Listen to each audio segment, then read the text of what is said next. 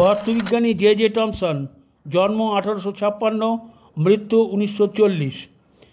আবিষ্কার ইলেকট্রন, পারমাণবিক কাঠামো ও আইসোটোপ।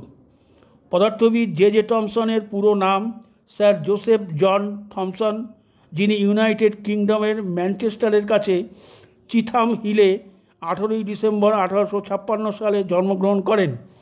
তিনি ছিলেন একজন বই বিক্রেতার পুত্র। তিনি 14 বৎসর বয়সে ওয়েন্স কলেজে ভর্তি হন। তিনি ভাগ্যবান ছিলেন এই কারণে যে এই সময়ের বেশিরভাগ কলেজে পদার্থবিদ্যার উপর পরীক্ষামূলক কোর্স ছিল না, কিন্তু তার কলেজে পদার্থবিদ্যার কিছু কোর্স প্রদান করা হতো। 1876 সালে তিনি কেমব্রিজের ট্রিনিটি কলেজে ভর্তি হন, বৃত্তি লাভ করেন। সেখানে তিনি তার বাকি জীবন থেকে যান।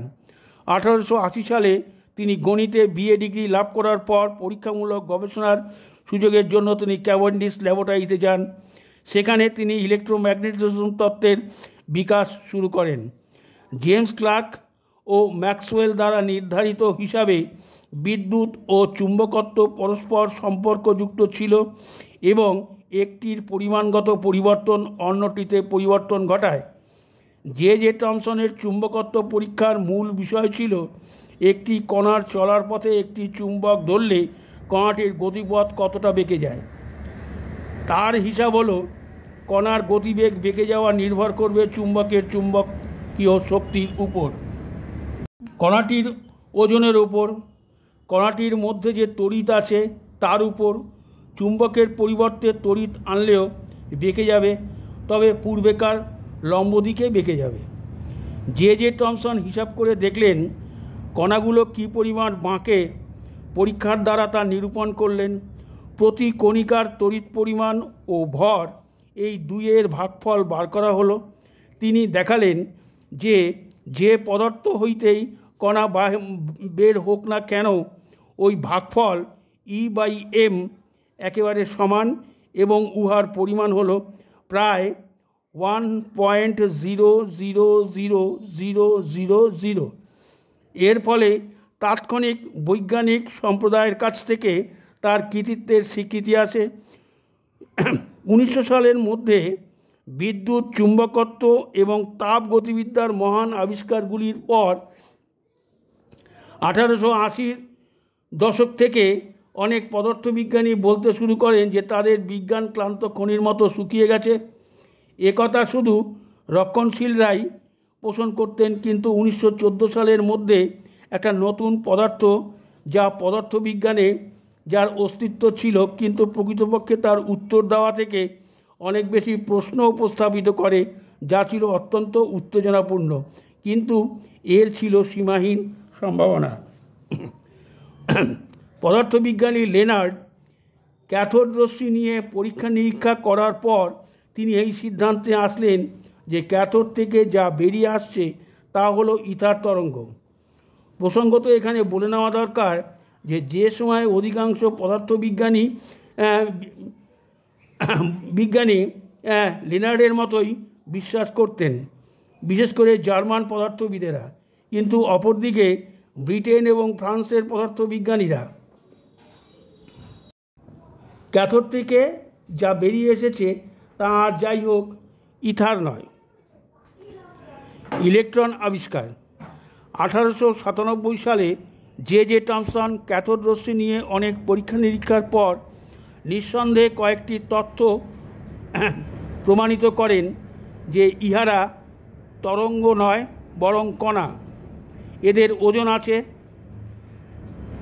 একটু ভুল বললাম, ইহারা ইথার তরঙ্গ নয় বরং কণা। এদের ওজন আছে। এই কণা হাইড্রোজেন পরমাণুর ক্ষুদ্র ভগ্নাংশ মাত্র। এই কণিকা নেগেটিভ তড়িৎমণ্ডিত। ইহারা ভীমবেগে ক্যাথোড থেকে বেরিয়ে আসছে। বিভিন্ন পদার্থ থেকে এই কণিকাকে বার করা যায়। বিভিন্ন পদার্থ থেকে এরা বের হলেও কণিকাগুলি কিন্তু হুবহু এক। এদেরকেই তিনি নাম দেন ইলেকট্রন। তাই এই আবিষ্কারটি প্রকৃতি সম্পর্কে একটি দীর্ঘস্থায়ী বিতর্কের সমাধান করে। তিনি হাতে কলমে পরীক্ষার দ্বারা দেখানোর জন্য একটি ক্যাথোডের নলের মধ্যে বৈদ্যুতিক প্রবাহ প্রবেশ করিয়ে একই সাথে বায়ু নিষ্কাশন পাম্পের সাহায্যে প্রায় বেশিরভাগ বায়ু বের করে দেন। থমসন একটি বিশ্বাসযোগ্য যুক্তি উপস্থাপন করতে সক্ষম হলেন যে এই রশ্মিগুলো কণার দ্বারা গঠিত। এরপর 1906 সালে গ্যাসের বৈদ্যুতিক পরিবাহিতা প্রমাণ করার জন্য তিনি জলকে তড়িৎ দ্বারা বিশ্লেষণ করে তিনি দেখালেন যে হাইড্রোজেন পাওয়া গেছে সেগুলি তড়িৎ মণ্ডিত। গ্যাসের এই বিদ্যুৎ পরিবাহিতার আবিষ্কারের জন্য 1906 সালে তিনি পদার্থবিজ্ঞানে নোবেল পুরস্কারে ভূষিত হন। জে টমসন একজন অসামান্য শিক্ষক ছিলেন। 1895 থেকে 1914 সালের মধ্যে তিনি তার চারপাশে যে সমস্ত ছাত্রদেরকে একত্রিত করেন তারা সবাই সারা বিশ্ব থেকে এসেছিল এবং তার অধীনে কাজ করার পর অনেকেই বিদেশে অধ্যাপক পদে আসীন হয়েছিলেন। থমসনের অধীনে ডক্টরেট ডিগ্রি লাভ করেন যে সমস্ত বিজ্ঞানী তারা হলেন আর্নেস্ট রাদারফোর্ড, নোবেল পুরস্কার পান 1908 সালে রসায়নে; লরেন্স ব্রাগ 1915 সালে পদার্থবিজ্ঞানে; চার্লস বার্কলা পদার্থবিজ্ঞানে 1917 সালে; ফ্রান্সিস অ্যাস্টন রসায়নে 1922 সালে; চার্লস থমসন, রিস উইলসন পদার্থবিজ্ঞানে 1927 সালে; ওয়েন্স রিচার্ডসন পদার্থবিজ্ঞান 1928 সালে; এডওয়ার্ড ভিক্টর অ্যাপলটন পদার্থবিজ্ঞানে 1947 সালে। এছাড়া তার উল্লেখযোগ্য যে ছাত্ররা ছিলেন তাদের মধ্যে হলেন নিলস বোর, ম্যাক্স বর্ন ও উইলিয়াম হেনরি ব্রাগ। এই মহান পদার্থবিদ এবং শিক্ষাবিদ 1940 সালের 30 আগস্টে কেমব্রিজ শহরে 83 বৎসর বয়সে পরলোক গমন করেন।